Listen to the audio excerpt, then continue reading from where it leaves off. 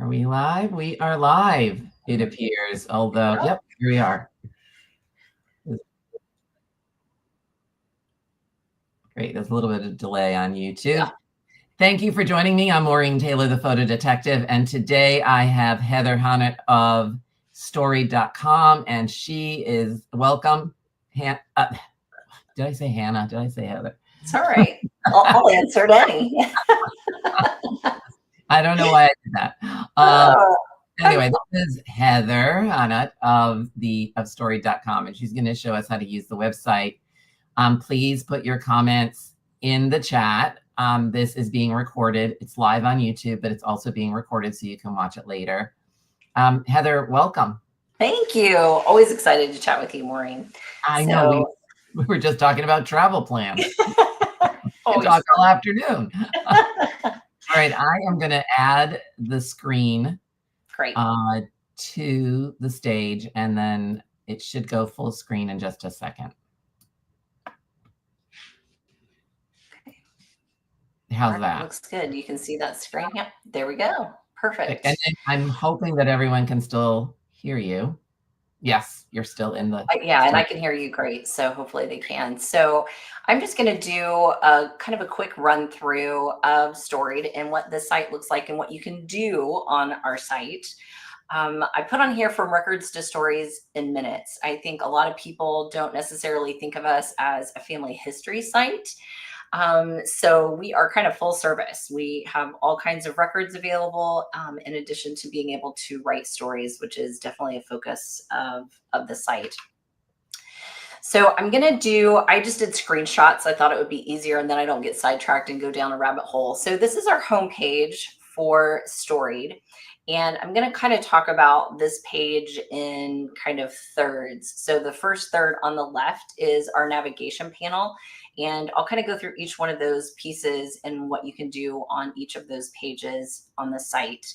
The middle section is one of my favorite things. That is what we call our story feed. So every single person that is on Storied has a personalized story feed.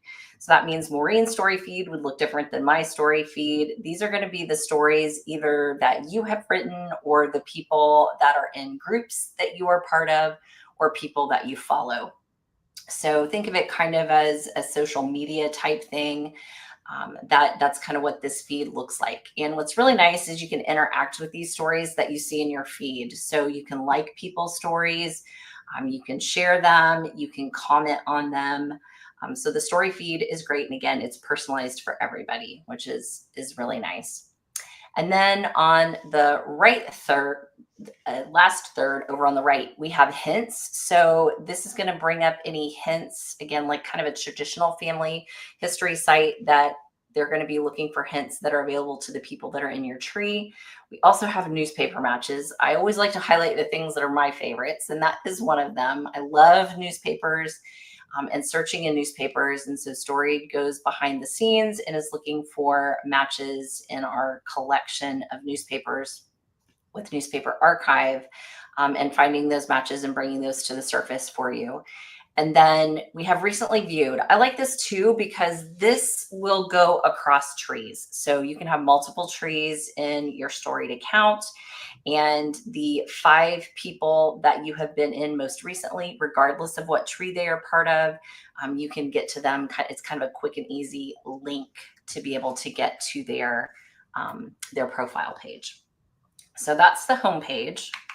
And then I'm going to focus the next thing down on that navigation panel is called My Stories. So these are all of the stories, and this is just a demo account that I have. You can see this is all of the stories that I have in this account. So it says all stories 9.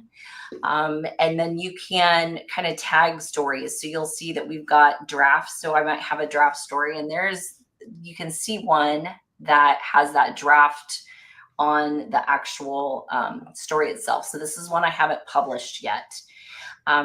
This one is a published one. You can see some stories have multiple media items. This one has 3, and we'll talk about that in a minute. This one has 4. So these are all of the stories, and I can I can sort these by types of stories. So maybe I want to look at the ones that are tagged with an immigration, so I can see all of those stories together. This is really nice because in my personal account that I have, I've got almost 500 stories. So it's a lot easier to be able to kind of filter the stories based on how you kind of tag them in your account. So this is my story feed. So every single story that I have ever written is going to be in my stories here. And you can always add stories here. There are lots of places in the app or on the website or the app that you can add stories, and this is just one of them. Heather? Yeah. Anyone can sign up for an account, right? You have a free account just to sign up? Yes. So actually that great question and comment there. So if you sign up for an account, we do have our free account really enables you to do a lot of different things.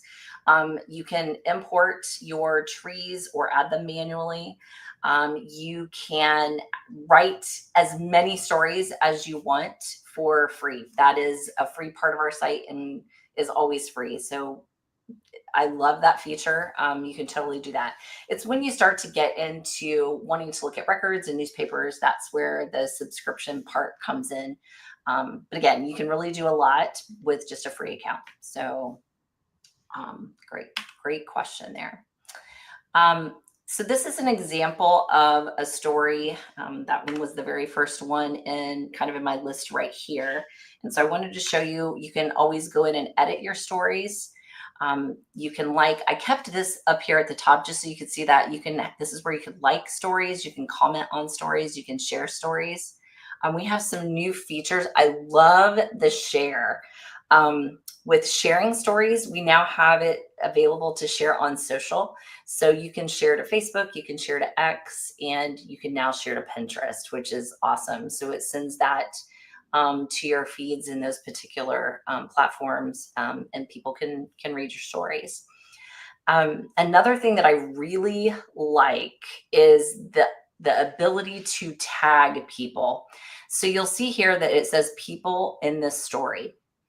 So if I'm writing a story, I am going to tag people that are in this story. They can be people that are in my family tree, and they can be people outside of my family tree. So we really want people to be able to add kind of that fan club idea of people, friends, and associates and neighbors, anybody you can think to add those relationships. Storied's platform does allow you to add those people to your stories and kind of be part of your family story. So I love that aspect.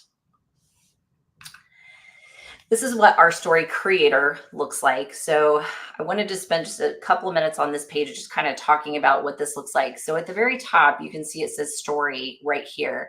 There is a drop down that you can choose to use the story that we have here, creator, or we also have a recipe one, which is really nice because it has it's pre-done for you to add your ingredients and your directions for your recipe. And that has really been a popular feature here at Storied. So the story creator is very, very easy to use. You can see that I can add my media, and adding media, super simple. You can drag and drop, or you can click that and grab things directly from your scrapbook. But our media includes photos, audio files, PDFs, and newspapers. Right now, newspaper clippings. And for every single story, you can add up to 100 media items. So that's crazy to me in my mind that you can add up to 100 for each one. And we'll talk about, we also have books now. And when you are creating a story, your two kind of primary images, I guess is how I would describe that. Your two primary images will print in your book. But every book story has a QR code where people can come and see all of the media items that you have for that story. So that's a really nice added feature that we have available. You add your story title, location, and date. We also have Story Assist, which is using AI to help you kind of generate that rough draft of your story. It is surprisingly accurate sometimes. I am amazed with AI and how much it changes all the time. And I've done several. I personally like to write, so I don't use that as much, but it is a great tool for those that are kind of struggling to get started. And then you can either type your story straight in here, or you can copy and paste it if it is somewhere else. And the copy and pasting works great. And it does save along the way. I know that, probably all of us have been um, in a situation where you've typed something and then, it doesn't get saved or whatever. And we have an auto save every so often. So that doesn't happen. And with your story, this is just kind of the main part of it, but you can also, this is where I was talking about, when you hit next up there, you can tag the people that are part of your story. This is your scrapbook. Your scrapbook is all of your media. As I mentioned before, you have photos, audio, PDF, newspapers, and those are all filters for you. So you can sort by just your photos. You can sort by audio, PDF. You can see here's an audio file that I have down here. That's how that comes in and looks. This is where you can just kind of drag and drop items here. Click the upload button here. So lots of ways to just add in your media. And I love this because when we'll talk about groups, but why scrapbook is so nice is this is my scrapbook. But when you have groups, you can have a scrapbook that's shared with everybody in your group. So I know I've had people that, and this makes me think of you, Maureen. I have people that have the pictures, but they don't necessarily have the stories to go with them or know all of the stories. So that makes it great where people can add the stories or add the photos, but then somebody else can tell the story as part of a group. So that is, Yeah, I mean, you can't say enough about the power of collaboration. oh, for sure. Yeah, for sure. And then this is an example of what a tree would look like. Again, you can upload or add multiple trees. We have right now, you can start a tree from scratch. You can upload a JEDCOM. So if you have your tree on another family history site, you can download it from there and then upload it over here at Storied. And then we also have integration with Family Search now, which is so incredibly slick. So if you have a Family Search account, you just authenticate to your Family Search account, and it brings in not only your tree, but your media items that you had. And also if there are any at Family Search memories is what they call them, those all come into your Storied account. So this is what a tree looks like. You can see I've got the little blue and white light bulbs mean that I've got some hints there. And then you can see it's also giving me ideas for new people that I possibly have in my tree. If I click on somebody's profile, that looks like this. So every person in your tree has a profile. And this is just kind of their details page. So think just basic information you would have about a person, that kind of the names, dates, and facts. What I like about our platform is we have what we call inline editing. So think of it kind of like a spreadsheet. So all of these items in your details page, you can just click in that space and start typing in there. So that's a really nice feature. Each person has, all of these are tabs to different pages. So this is Emma Bollinger. And Emma has a stories page. So any story that I have tagged Emma in would show up on her stories page. So that, I love that feature. So that's Emma's stories page. Then the scrapbook is the same way. Any photos that have been tagged with Emma are here. Relationships, that's what I was talking about before, where you can add people outside of the family tree. So if you wanted to add a friend of Emma's or a colleague or a summer camp friend or whatever, you can add any of those relationships and they will show up on her relationships tab. And then if she has any hints, it would be on her hints page. So every single person in your tree has all of those kind of dedicated pages to them on the site. So we do have historical records, and that's where if you, and I didn't put a picture of this page, but I can certainly go to it. So one of our really key concepts at Storied is being affordable. And we don't think of ourselves as necessarily a replacement, but we want to be an affordable complement to other sites that you have. I know when I'm researching and doing things for people, I'm on lots of different sites. And there are definitely unique records that we have available at Storied that you can't get in other places. So this is just again a good kind of cheaper alternative. Our basic package, and we do have free trials, so you can get a free trial on any of our packages. Our cheapest package is called the Essential, and you can get access to all of the US and Canada. I'm going to double check myself to make sure that I've got that right. US and Canada from 1925 to present records. And that is for $19.99 for a whole year. Like it's such a good deal. And you can also get some free newspaper views with that as well. So again, just trying to be affordable to get people, especially people that haven't been in the space before and are wanting to try it out, kick the tires a little bit and see what family history is all about. So Heather, yeah, yes. we have a question about, and this is something you and I talked about a while ago, which is metadata. Yeah, metadata. So you know what? I did ask them for that, and I don't know if I got the answer for that. Did you talk to the, I feel like, did you have a meeting with Ethan and Kendall? Yes, I believe I did. Okay. I'm just trying to think of, I'll have to get back to you on that because I know that I asked them at one point. But I don't know what interested in it, and it was on the list. Yeah. Because I do remember that conversation. And they were going to go off and think about it and figure out what they could do. So Anne asked, does existing metadata and photos survive upload and are tags added in Storied downloadable? Right now, the answer to that is no. But I do know that I did meet with your engineer and with the CEO of the company, and this was the number one item that we talked about. Yeah. So I'm not sure. I'll have to send an email to both of them and catch up. Yes. Yeah, definitely do that because I'm not sure. I'm not sure on that answer. That's a good one. Yeah, definitely follow up with them. And I'll make a note as well to check with them. I just added them to my list. I hear you. So historical records available, again, all different kinds. We're getting ready to release a new one on Monday. And I will say this, it has to do with death and it's going to be pretty incredible. So I'm just throwing that out there. The other thing that we have besides our historical records is the newspaper collection. And this, I think, if anybody's familiar with Newspaper Archive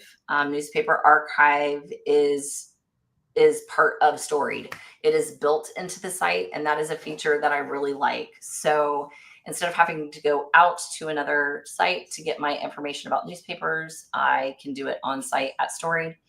And the Storied collection, a lot of people always ask me this, the newspapers there, 85% of our newspapers are unique to us. Other people do not have them. So I know if you're like me, I'm searching all of the different avenues I can, trying to find information about my family. So the newspaper collection there is very, very strong. So groups is a place that is for collaboration. Here are a couple of different groups that I have. Groups can be done a couple of different ways. You can be the kind of the leader or the sponsor of a group, or you can just be a participant in the group. So you can do that a couple different ways. The participant, if you are a participant in a group, you can be a participant in as many groups as you want to be. And that is part of the free version. I hope that makes sense. So like if I'm in a group, if I'm the sponsor of the group and I invited you, Maureen, to be in my group, you don't have to have a paid account to be in my group and participate in that group. So what can groups do and what do they look like? So this is the group. So kind of like a person has their kind of special place and their details and their stories and all that. Groups have something similar.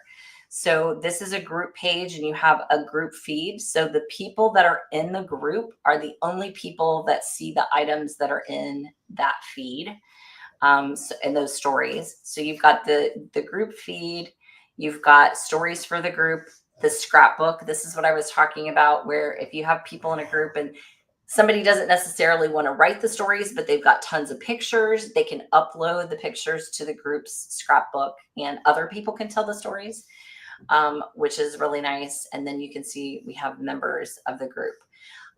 This is really nice. And I like this because kind of that whole, you can't collaborate on the story per se. Like you can't, if somebody is writing a story, like if you were in my group, Maureen, you could not edit my story. But what I like is that we have the like and the commenting features. So I know that I've written a story. I wrote a story about my brother when I knocked his teeth out.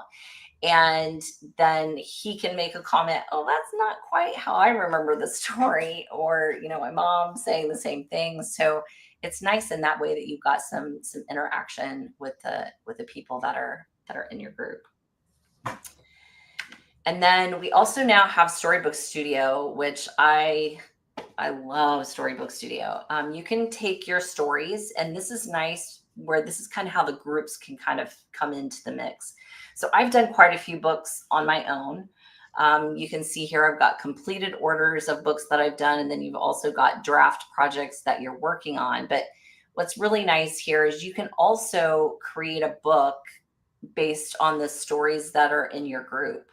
So if you've got people in your family that have been adding stories to the group, you can use, you can put all of those stories into your book, and you pick and choose what you want, but it's super, super easy to do. And I love the book feature. So our books are all hardcover. They can be up to 200 pages is kind of the standard. You can get more than that, but it's an additional charge. Everything's full color. The pages are archival, and the one thing I do want to, and I'll do it when I pop out of here. I want to show you one of the books, Maureen, just so you can see. I kind of talked about how you can scan the QR code, and it takes you to the additional media. So I didn't put that on here, but I do want to show that. We have one more question. Can family trees be uploaded from other platforms besides Family Search? And I think you said, yes, you can upload through a JEDCOM. That's what I did. Yes. Yeah, you can definitely upload through a JEDCOM. And usually and I think I have a couple of videos on our YouTube channel that, like, I think there's one on there for Ancestry and there's one on there for My Heritage. And I kind of go through the process to show you how you download from there, and then you can upload to ours. But yeah, any JEDCOM is possible to upload. So for sure, that's a great question.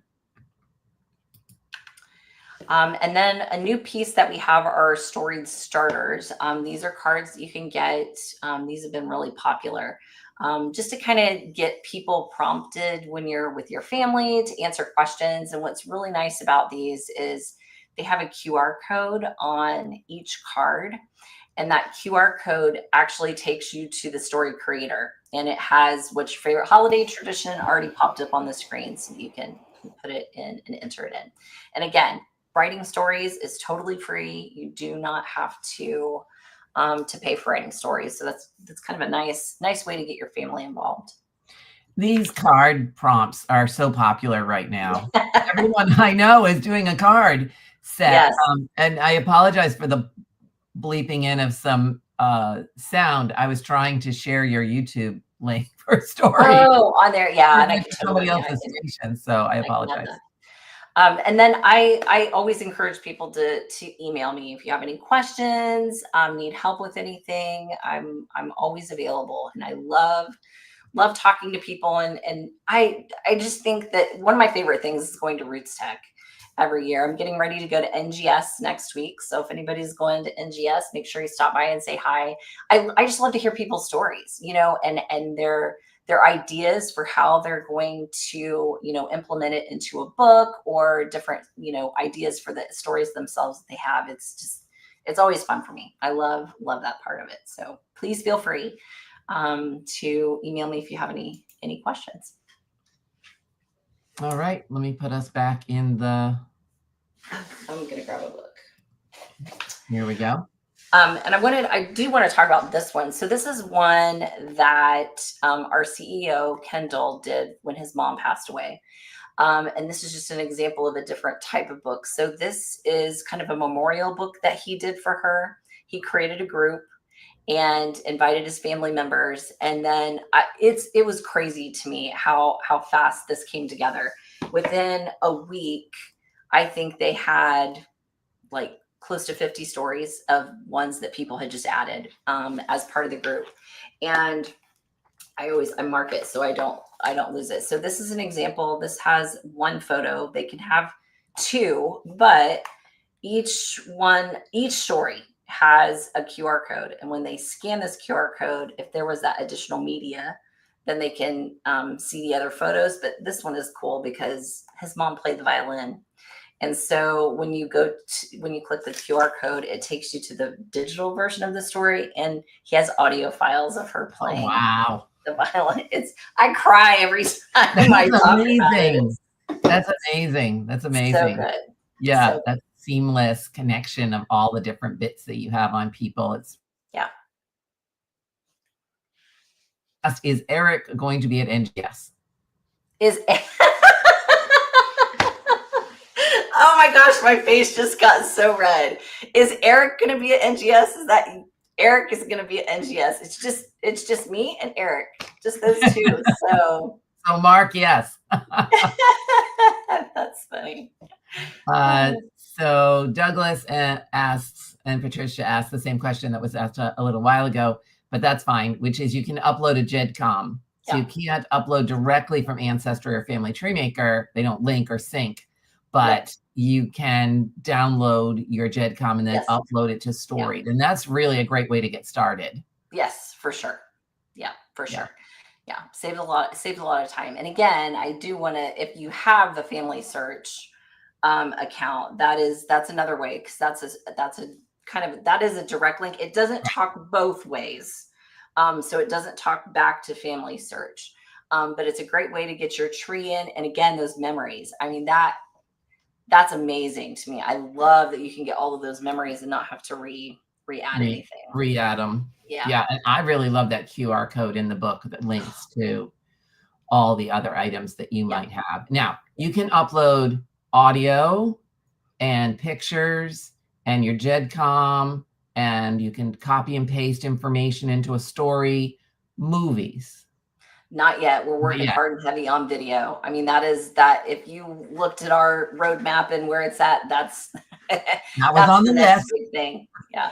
That was on the list that Ethan and Kendall and I talked about. I had a whole list of things, and he was like, all right, what's the next item? But I did a while. Yeah, video is very popular. I think it's just, people, stop to think about how it is popular, but my gosh, the space and the requirements for video are huge. It's a lot of storage space. Yeah. A lot of storage space. There are other companies that let you upload video, but you have to have a special storage package, which is very expensive, actually. Yeah. I think it's a per year cost. I was like, yes, I really like having everything linked, but I don't know that I like that price tag. Yeah. All right. Well, any other questions for Heather while I have her here?